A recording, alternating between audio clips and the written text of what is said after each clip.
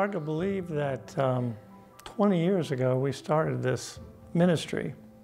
I asked Jesus into my life at a Christian retreat and came back and wanted to give something back to the Lord. And there's a verse in Matthew, which has kind of become the keystone verse for the clinic, that says, inasmuch as you do it unto the least of these, you do it unto me. I saw that as saying, if I serve the poor, I'm going to be serving Jesus. And so I said, you know, I'm a good doctor. Let's try to do free medical care. So we looked all over the peninsula and ended up, the only church that called me back was the pastor at LACKEY. They put us in this little room. We would sit in there with Ms. Lockley, who was the third volunteer, and wait for people to come in this back door to this Bible study room. Initially, the only patients we got was the choir coming for practice on Thursday nights.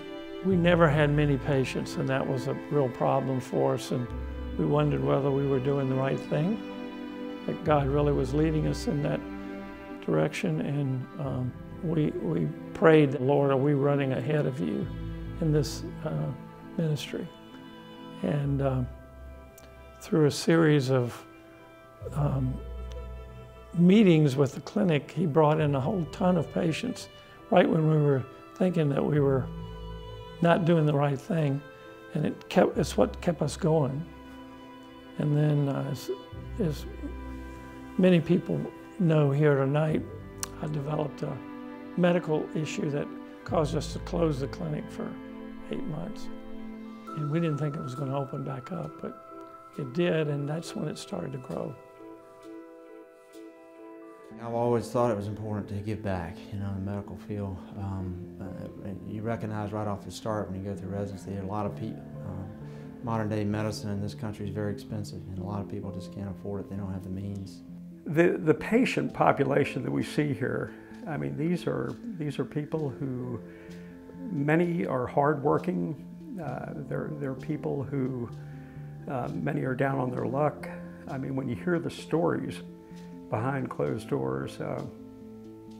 One of the most outstanding patients that I've worked with in the recent past is a gentleman who I met with his wife literally the week before Christmas. When California hit the recession, like the economy went down, Julian lost his job, and then we decided to leave the California and to move out from there and then move in here in Virginia. He's already sick with diabetes at the time, and he's trying to get a job, but he's getting more sicker. I have to cut down my hours at work because I have to take care of him because he can hardly see anywhere because of diabetes. What happened to me, for how many years I worked, when I applied for benefits, they denied me. I was ignored by everybody.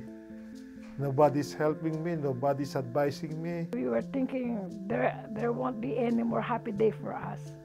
Many of the people who walk through these doors have a lack of hope. They don't see much of a future.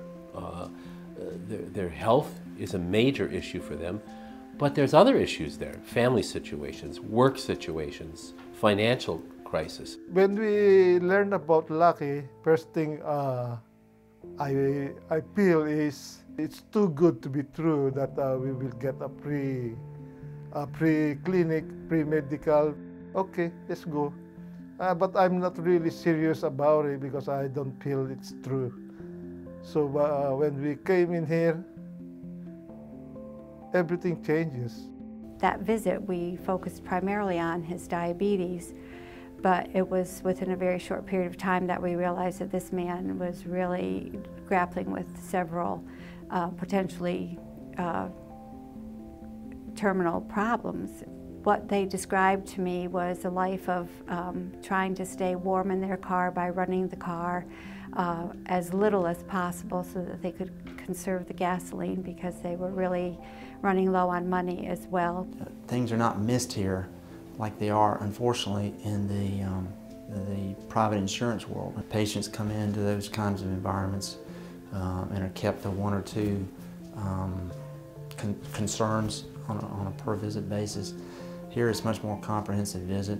It became a team working together to provide for them medical, physical, things like housing. It's not just the physical care that we offer them, it's also letting them know in concrete ways that somebody really cares about them. She's been so good to Julian, to us, you know. They take care of everything. Sometimes they give us more than the medication, so, you know, they give us gas money, things like that. By the time they left that visit, they not only were going to be receiving the medical follow-up that they needed, they were going to leave with the medications that were needed, and they also left with, I think, about 3 bags of groceries. I think they leave here with more than a prescription. I think they leave with, you know, people who listened to them, people who cared about them, people who provided them some hope.